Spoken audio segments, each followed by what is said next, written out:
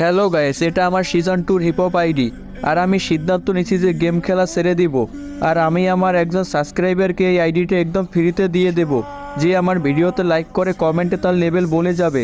যার লেভেল সব থেকে কম হবে সে পেয়ে যাবে।